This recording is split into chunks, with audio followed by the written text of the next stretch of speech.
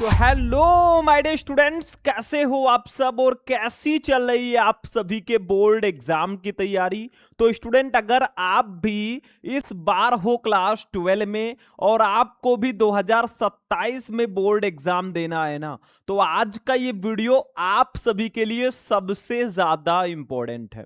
आज के इस वीडियो में मैं आपका हिंदी में पूरे के पूरे 6 नंबर इस वीडियो में कंप्लीट करवाने वाला हूं, क्योंकि इस वीडियो में मैं आपके लिए लेकर आया हूं आपके बोर्ड एग्जाम में बार बार पूछे जाने वाले टॉप 5 यानी कि 5 सबसे महत्वपूर्ण पत्र को। देखो भैया, पत्र लिखने का सही तरीका क्या है और कैसे आप बोर्ड एग्जाम में जाकर हिंदी की कॉपी में पत्र लिखोगे, वो सब कुछ मैं इस वीडियो में बताने वाला हूं। तो अगर आपका भी टारगेट है भैया कि 2027 में हिंदी में टॉपर स्टूडेंट की तरह 100 में 95 प्लस मुझे लेकर आना है, तो ये वीडियो सिर्फ आपके लिए है। पांचों पत्र मैं आपको लिखकर बताने वाला हूं और जैसा मैं बताऊंगा, अगर ऐसे आप बोर्ड एग्जाम में लिखोगे ना, तो आपको पूरे के पूरे नंबर मिलेंगे, एग्जामिनर एक भी नंबर नहीं काट पाएगा। तो भैया बस ये 5 पत्र आप लोग तैयार कर लो, इससे बाहर कुछ नहीं आएगा। और मैंने प्रीवियस ईयर पेपर्स को उठाकर देखा है ना, यही जो पत्र हैं आपके बोर्ड एग्जाम में बार बार पूछे जाते हैं। तो आपसे एक ही रिक्वेस्ट है कि इस वीडियो को ज्यादा से ज्यादा लाइक कर दीजिए, चैनल को सब्सक्राइब कर लेना भैया। चलिए हम एक एक पत्र को स्टेप बाय स्टेप समझेंगे। पहले हम फर्स्ट पत्र को लिखना सीखेंगे, फिर सेकंड, ऐसे ऐसे करके हम 5 जो सबसे इंपॉर्टेंट पत्र हैं उनको इस वीडियो में लिखना सीखेंगे। तो चलिए स्टार्ट करते हैं। सबसे फर्स्ट वाला पत्र देखते हैं। तो देखिए स्टूडेंट, फर्स्ट वाला जो हमारा पत्र है भैया, आपके बोर्ड एग्जाम में ये वाला पत्र लगातार पूछा जाता है। देखो पत्र ऐसे कुछ आएगा आपके बोर्ड एग्जाम में, बढ़ते हुए संक्रामक रोग के रोकथाम के लिए मुख्य चिकित्सा अधिकारी को एक प्रार्थना पत्र लिखिए। मतलब आप जिस क्षेत्र में रहते हैं वहां पर जो है संक्रामक रोग जो है काफी ज्यादा बढ़ रहा है, तो बढ़ते हुए संक्रामक रोग की रोकथाम के लिए मुख्य चिकित्सा अधिकारी को एक पत्र लिखना है। ठीक है, तो सबसे इंपॉर्टेंट चीज, पत्र लिखते कैसे हैं वो तरीका आपको समझना है कि आखिर किसी भी पत्र को अच्छे से हम कैसे लिखें ताकि एग्जामिनर जो है हमें पूरे के पूरे नंबर दे। तो देखो भैया, तरीका सबसे पहले समझो। जब भी आप पत्र लिखना ना, सबसे पहले आपको लिखना है सेवा में। आपने लिखा होगा पहले भी पत्र छुट्टी के लिए, तो सबसे पहले क्या लिखते थे? सेवा में। ठीक है, उसके बाद में आप किसको पत्र लिख रहे हो, जैसे हम लिख रहे हैं मुख्य चिकित्सा अधिकारी, तो हमने लिख दिया मुख्य चिकित्सा अधिकारी। अब ये कहां के अधिकारी हैं भैया? तो मान लीजिए मैं गोंडा से हूं, तो मैंने लिख दिया गोंडा। ठीक है, अब आप मेरठ से हैं तो मेरठ लिख सकते हैं, प्रयागराज से हैं तो प्रयागराज लिख सकते हैं। तो ऐसे आप लिख सकते हैं, एड्रेस से कोई दिक्कत नहीं है। तो सबसे पहले आप लिखेंगे सेवा में, फिर जिसको आप पत्र लिख रहे हैं, हम लिख रहे हैं मुख्य चिकित्सा अधिकारी को, कहां के हैं? गोंडा। ठीक है, इतना हमने लिख दिया। फिर हमें लिखना है भैया विषय। आप किस विषय पर पत्र लिख रहे हो, आपका टॉपिक क्या है, आपका पर्पस क्या है पत्र लिखने का, वो आपको विषय में लिखना होता है। तो देखो भाई, बढ़ता हुआ संक्रामक रोग है, उसके रोकथाम के लिए हम पत्र लिख रहे हैं। तो उसका रोकथाम कब होगा? जब दवाइयां जो है प्रॉपर मिलेंगी लोगों को, पेशेंट को जब दवाइयां मिलेंगी तभी तो उसका रोकथाम होगा।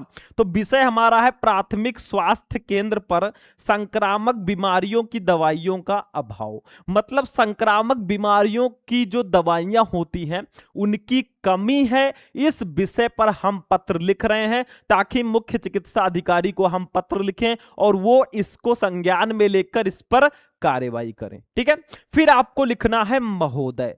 अब महोदय लिखकर आपको अपनी पूरी प्रॉब्लम बता देनी है। जो आप प्रॉब्लम लिखोगे ना, इसको हम पत्र की बॉडी बोलते हैं। क्या? बॉडी। ठीक है, तो अब हम क्या करेंगे भैया, लिखा हमने महोदय, अब अपनी पूरी प्रॉब्लम बताओ। देखो, मैं आपका ध्यान क्षेत्र के प्राथमिक स्वास्थ्य केंद्र पर संक्रामक बीमारियों से बचाव के लिए इस्तेमाल की जाने वाली जरूरी दवाइयों की कमी की ओर आकर्षित कराना चाहता हूं। मतलब जो दवाइयों की कमी है ना, उस पर मैं आपका ध्यान आकर्षित कराना चाहता हूं। उसके बाद में पूरे क्षेत्र में हैजा, डेंगू ज्वर, मलेरिया, टीबी तथा पीत ज्वर जैसे संक्रामक रोग अपने चरम बिंदु पर हैं। मतलब हमारे इधर जो है ना, हैजा, डेंगू, मलेरिया, टीबी, पीत ज्वर, सब संक्रामक रोग अपने चरम बिंदु पर हैं, काफी ज्यादा फैले हुए हैं।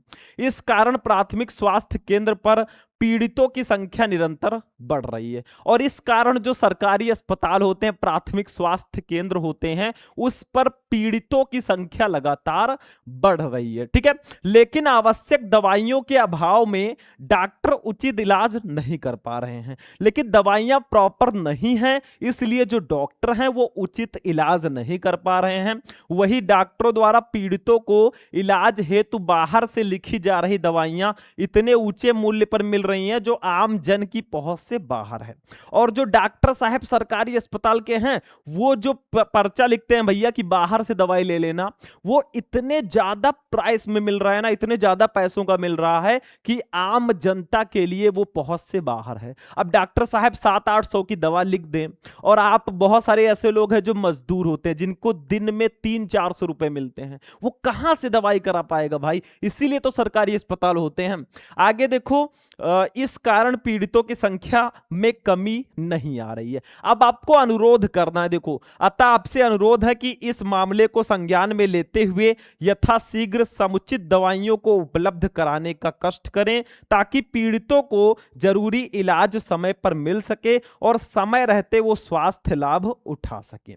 बस इतना आपको पत्र में लिखना है। लास्ट में धन्यवाद सहित लिख देना, दिनांक लिख देना, और भौदीय काखा गा, अपना नाम आपको इसमें नहीं लिखना है। तो समझ में आ गया भाई पत्र लिखते कैसे है, वो समझ लो। मैंने आपको बताया पहले सेवा में, फिर जिसको पत्र लिख रहे हो वो लिख दो, विषय क्या है भाई, किस टॉपिक पे आप पत्र लिख रहे हो वो लिख दो, फिर महोदय लिखकर अपनी पूरी प्रॉब्लम यहां पर भाई बता दो। लास्ट में थोड़ा सा अनुरोध करो और धन्यवाद लिखकर काम खत्म करो। ठीक है, चलो इसका स्क्रीनशॉट ले लो फटाफट। हो गया स्क्रीनशॉट। चलिए अब हम चलते हैं दूसरे सबसे इंपॉर्टेंट पत्र पे। देखो ये बहुत ही ज्यादा इंपॉर्टेंट पत्र है, मतलब आपके बोर्ड एग्जाम में ये आता ही आता है, मोस्ट इंपॉर्टेंट इसको हम बोल सकते हैं। भैया अगर टॉपर बनना है बोर्ड एग्जाम में ना, बहुत अच्छा परसेंटेज लेकर आना है, तो मेहनत करना पड़ेगा। एक टॉपर स्टूडेंट के अंदर क्या होता है, कंसिस्टेंसी होती है। उसने अगर टाइम टेबल बनाया तो वो उस टाइम टेबल को फॉलो करके पढ़ाई करेगा। लेकिन वही चीज कमजोर छात्र के अंदर नहीं होती है, तो आपको कंसिस्टेंसी आपके अंदर होनी चाहिए। तो अब हम दूसरा पत्र लिखेंगे। पेयजल अधिकारी को पत्र लिखिए जिसमें अनिवार्य रूप से जल प्राप्त होने की शिकायत की गई हो। अभी तक दवाइयों की शिकायत थी, अब जल प्राप्ति होने की शिकायत यहां पर की जा रही है। ठीक है, तो सबसे पहले हम लिखेंगे सेवा में। ठीक है, किसको पत्र लिख रहे हो, हम लिख रहे हैं श्रीमान निदेशक को। ठीक है, किसके निदेशक हैं, जल बोर्ड के निदेशक हैं। जो जल को मेंटेन रखते हैं ना, वो जल बोर्ड वाले अधिकारी होते हैं। तो गोंडा जल बोर्ड गोंडा, अगर आप मेरठ से हैं तो मेरठ जल बोर्ड मेरठ, या किसी और जिले से हैं तो ऐसे भी लिख सकते हैं, या दूसरे जिले को भी लिख सकते हैं, कोई दिक्कत नहीं है। तो सबसे पहले सेवा में जिसको पत्र लिख रहे हैं हम श्रीमान निदेशक जी को लिख रहे हैं। किसके निदेशक हैं, गोंडा जल बोर्ड गोंडा के। ठीक है, विषय क्या है भैया, पेयजल अधिकारी को जलापूर्ति हेतु प्रार्थना पत्र। विषय आपका इसी में मिल जाएगा भाई, क्वेश्चन में ही आपका विषय छिपा रहता है। देखो ये पेयजल अधिकारी को जल प्राप्त होने की शिकायत करना, मतलब पेयजल अधिकारी को जलापूर्ति हेतु प्रार्थना पत्र। ठीक है, बस हो गया। फिर महोदय लिखकर अपनी पूरी कष्ट, जो भी आपको प्रॉब्लम है वो सारी चीजें बताओ ध्यान से। देखो मैं आपका ध्यान बालेश्वरगंज गोंडा में पेयजल की अनियमित जल आपूर्ति की ओर आकर्षित कराना चाहता हूं। ठीक है, ये हो गया। मतलब जो अधिकारी हैं, जो जल बोर्ड वाले अधिकारी हैं ना, उनको मैं आपका ध्यान बालेश्वरगंज गोंडा में पेयजल की अनियमित जल आपूर्ति की ओर आकर्षित कराना चाहता हूं। और भी प्रॉब्लम लिखिए, इस क्षेत्र में प्रातः केवल 35 मिनट ही नलों में पानी आता है, पानी का दबाव बहुत कम होता है, मोटर का प्रयोग करने पर भी ऊपर की मंजिलों में पानी नहीं चढ़ पाता। मतलब अपनी पूरी प्रॉब्लम बताओ। सायंकाल भी पेयजल की आपूर्ति अनियमित है, कई बार शाम को 2-2 दिन पानी की आपूर्ति नहीं होती। भाई जल ही जीवन है, जब पानी ही नहीं रहेगा तो कैसे काम चलेगा। ठीक है, आगे देखो, पानी की इस अनियमित आपूर्ति से क्षेत्र के नागरिकों में रोष है। इससे पूर्व भी अनेक बार स्थानीय अधिकारियों को मैं इस समस्या से अवगत करा चुका हूं, परंतु स्थिति में कोई सुधार नहीं हुआ है। ठीक है, बस अब आप अनुरोध कीजिए, थोड़ा सा इनसे प्रार्थना कीजिए भाई कि अतः आपसे प्रार्थना है कि इस क्षेत्र में पेयजल की समुचित व्यवस्था कराने हेतु उचित कदम उठाने की कृपा करें। मैं और मेरा पूरा क्षेत्र सदैव आपके आभारी रहेंगे। फिर धन्यवाद सहित दिनांक आपने लिख दिया, भौदिये काखागा, बालेश्वरगंज गोंडा। एड्रेस लिख सकते हो लेकिन अपना नाम आपको नहीं लिखना है। तो समझ में आया, वही सेम सेवा में जिसको पत्र लिख रहे वो, फिर विषय, फिर महोदय लिखकर अपनी पूरी प्रॉब्लम बता दी, थोड़ा सा प्रार्थना कर लिया और फिर आपका पत्र रेडी हो चुका है। चलो इसका भी स्क्रीनशॉट ले लो, फिर हम आगे बढ़ेंगे। तो हो गया स्टूडेंट स्क्रीनशॉट। अब चलिए अगला पत्र देखते हैं भैया। जो हमारा नेक्स्ट पत्र है ना भैया, बहुत ज्यादा इंपॉर्टेंट है और आपके बोर्ड एग्जाम में ये वाला पत्र लगातार पूछा जाता है। देखो ध्यान से, किसी बैंक के प्रबंधक को कोई व्यवसाय करने हेतु ऋण प्राप्ति के लिए एक आवेदन पत्र लिखो। मतलब आपको भाई कोई व्यवसाय करना है, आपको लोन चाहिए, उसके लिए किसी बैंक मैनेजर को, बैंक के प्रबंधक को पत्र लिखना है। भाई बहुत ज्यादा इंपॉर्टेंट है। हो सकता है अगर आप मेहनत ना करें तो आगे चलकर ये पत्र आपको भी लिखना पड़े। ठीक है, तो चलो भाई सबसे पहले लिखो सेवा में। किसको पत्र लिख रहे हो? Punjab national bank. ठीक है, प्रबंधक सिविल लाइंस फैजाबाद। ठीक है, मतलब सेवा में आपको लिखना है। ध्यान से समझो यहां पे क्या लिखना है।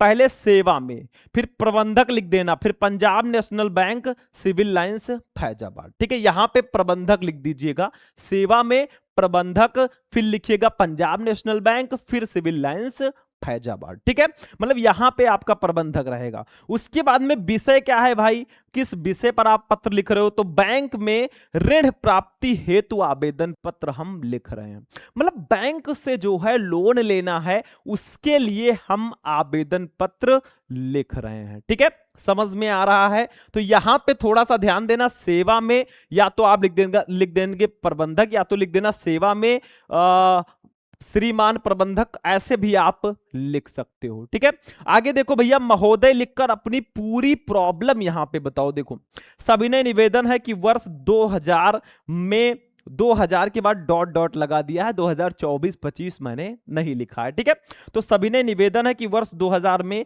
अवध विश्वविद्यालय से बीए की परीक्षा प्रथम श्रेणी से उत्तीर्ण करने के बाद से अब तक मुझे कहीं कोई रोजगार प्राप्त नहीं हो सका है। मतलब इन्होंने बीए करके ये बैठे हुए हैं लेकिन इनको अभी तक रोजगार प्राप्त नहीं हुआ है। ठीक है, फिर देखो भैया, मुझे ज्ञात हुआ कि विभिन्न सरकारी ऋण योजनाओं के अंतर्गत आपका बैंक भी बेरोजगार युवकों को 50,000 रुपए तक की ऋण सुविधा प्रदान कर रहा है।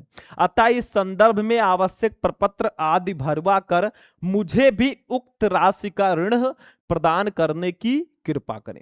मतलब आप हमसे भी भाई डॉक्यूमेंट ले लीजिए और मुझे भी जो है राशि प्रदान कीजिए। ठीक है, फिर आपको लिख देना है भाई धन्यवाद सहित दिनांक, ऐसे ही, फिर भौदिये काखागा, अयोध्या फैजाबाद। ठीक है, मान लीजिए आप कहीं अलग से हैं तो उसको मैंने लिख दिया। ठीक है, तो ऐसे आपको सेकंड वाला पत्र, थर्ड वाला पत्र लिखना है। मतलब किसी बैंक से आपको क्या चाहिए, ऋण चाहिए, उस पर आपको पत्र कैसे लिखना है वो भी मैंने आपको यहां पे बता दिया। ठीक है, इसका भी स्क्रीनशॉट ले लीजिए, फिर हम नेक्स्ट वाला देखेंगे। तो हो गया स्टूडेंट स्क्रीनशॉट। अब चलिए नेक्स्ट फोर्थ वाला पत्र देखते हैं भैया, जो कि ये भी बहुत ही ज्यादा इंपॉर्टेंट है, क्योंकि साफ सफाई, बिजली, ये सब बहुत इंपॉर्टेंट लेटर होते हैं। देखो, अपने गांव अथवा शहर की बिजली समस्या हेतु उचित अधिकारी को एक पत्र लिखिए।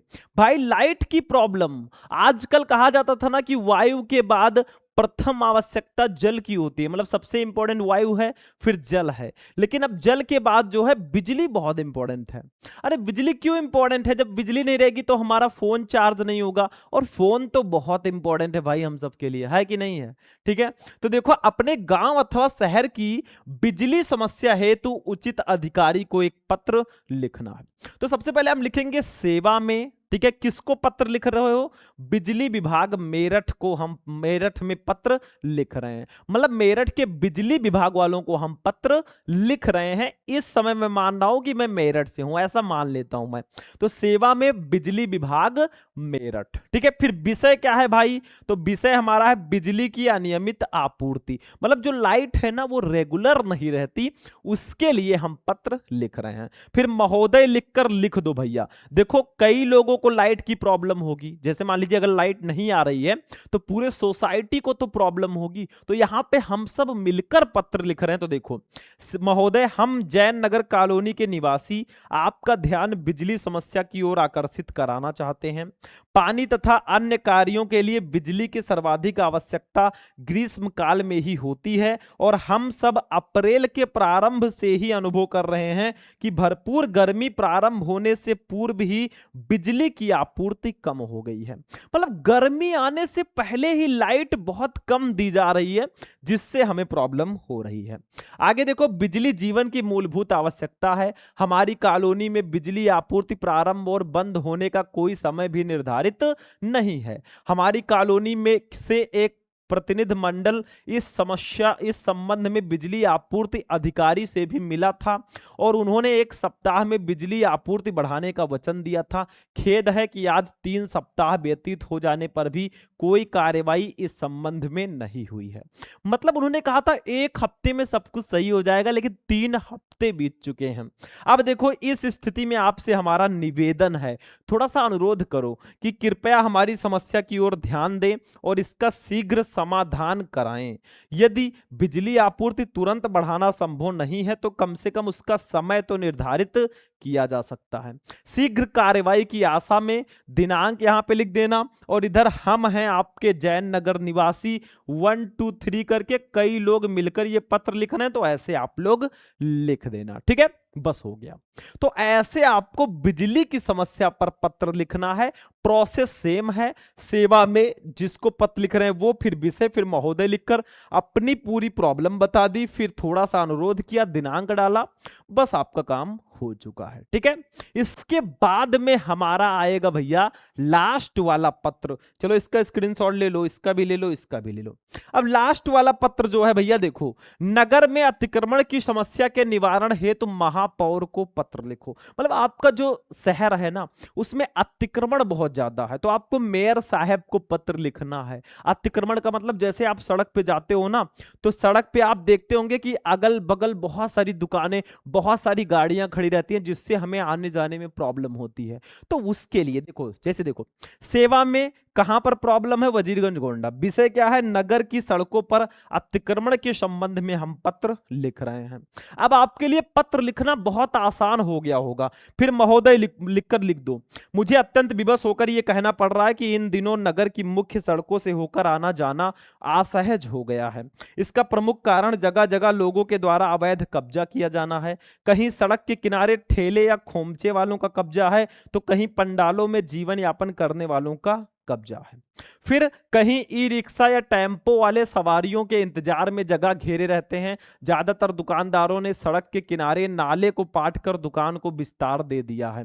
ऐसी स्थिति में सड़कों पर वाहन तो क्या पैदल चलने वालों के लिए भी जगह नहीं है, ठीक है। मतलब अपनी पूरी प्रॉब्लम बताओ। नगर पालिका की ओर से पिछले वर्ष अतिक्रमण हटाने के प्रयास किए गए थे, किंतु इन स्थानों पर लोगों द्वारा पुनः कब्जा कर लिया गया। मतलब उस समय तो हटा दिया गया, लेकिन बाद में फिर लोगों द्वारा कब्जा कर लिया गया। अतः आवश्यक है कि ऐसे लोगों से सख्ती से निपटा जाए और पूरे नगर में अतिक्रमण के विरुद्ध एक व्यापक अभियान चलाया जाए एवं नियम तोड़ने वालों के खिलाफ कठोर कार्यवाही सुनिश्चित की जाए। फिर थोड़ी सी आशा दो, मुझे आशा है कि आप इस दिशा में शीघ्र ही कोई ठोस कदम उठाएंगे। मैं और मेरा पूरा क्षेत्र सदैव आपके आभारी रहेंगे। धन्यवाद सहित दिनांक और इधर भौदिये काखा लिख देना। काम खत्म है, ठीक है। तो 5 पत्र आपको समझ में आ गए, इसका भी स्क्रीनशॉट ले लो भैया। इसका भी स्क्रीनशॉट हो गया। अब आज के इस क्लास में मैंने आपको बता दिया भैया क्लास 12 हिंदी के टॉप 5 मोस्ट इंपॉर्टेंट पत्र को, मतलब ये 5 पत्र आप बिल्कुल से तैयार कर लेना। और भी कोई भी डाउट है तो आप लोग कमेंट बॉक्स में कमेंट कर देना। तो जाते जाते इस वीडियो को लाइक कर दीजिए, चैनल को सब्सक्राइब कर लीजिए। बाकी हम चलते हैं, फिर आपसे मिलेंगे किसी नेक्स्ट वीडियो में नेक्स्ट इंपॉर्टेंट टॉपिक के साथ। तब तक के लिए जय हिंद।